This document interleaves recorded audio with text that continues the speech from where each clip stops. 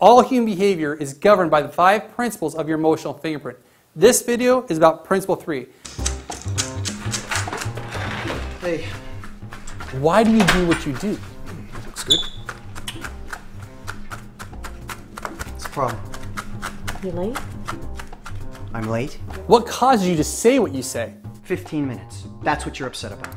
No, it's There not are worse about things that. in the world, Jody. And what causes you to engage in your relationships or to withdraw from them? Truth. I don't know what you want from me. Principle 3 is the foundation of all human behavior, and it answers all the questions about what drives you personally as well as what drives other people. And understanding what drives you and other people is a big part of resolving problems in your relationships. Principle 3 states, subconsciously or consciously, you'll do anything within your belief system to defend and support your emotional fingerprint.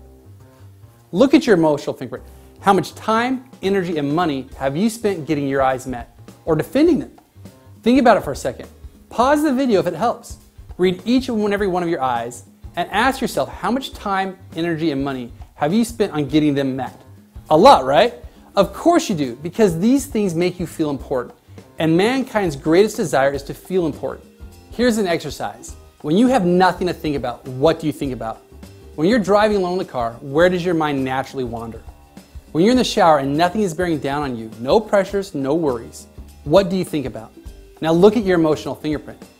Notice that when you are not actively engaged in work or solving a problem, you are subconsciously or consciously trying to get your eyes met. Think about your hobbies, your interests, your goals and desires. How are they a reflection of your emotional fingerprint? Consider your fears, your anxieties and concerns. Are you currently not making decisions because you're afraid it will have a negative impact on your emotional fingerprint? What excuses do you use to keep yourself from really going for it? How do those excuses defend and protect your emotional fingerprint? Do you have any of the following I's? Trust, respect, praise, recognition, validation, acceptance, or being needed? Perhaps you find it hard to make decisions or to take risks. If so, this is because if you make the wrong decision or wrong choice or fail, then you risk losing the trust, respect, praise, recognition, validation, acceptance, and a feeling of being needed by someone else.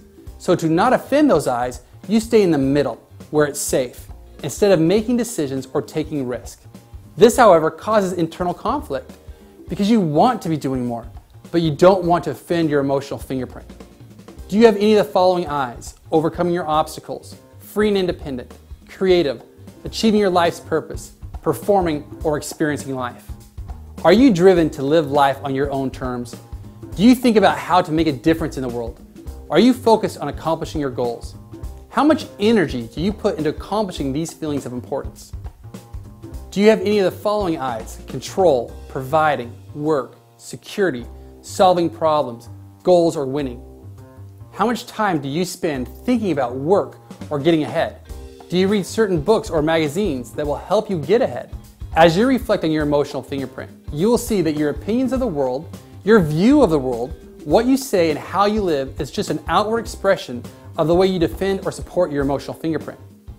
Let's look at the way other people defend and support their emotional fingerprints. Do you have a friend who always has to be right? They always talk about their kids. Maybe they're obsessed with their weight and they have to go to the gym 2 hours a day and they watch every bite that they eat.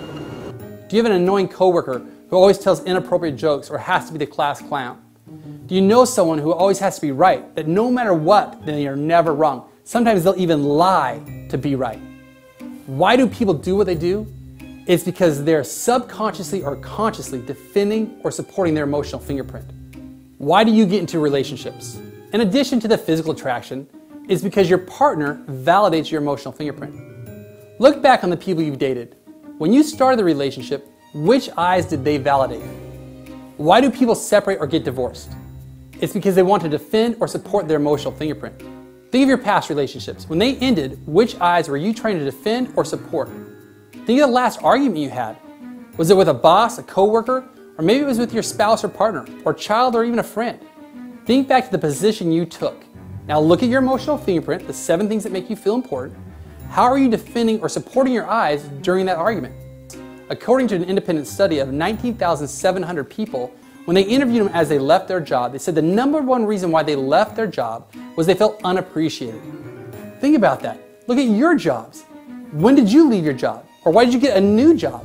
It's because you're doing anything to defend and support your emotional fingerprint. Why do teenagers or adults fall victim to peer pressure, pornography, drugs, or alcohol? It's because they will do anything within their belief system to defend and support their emotional fingerprint. They are not finding the validation, love, appreciation, or acceptance in their own life, so they turn to the world of fantasy or chemical addiction to numb the way they feel.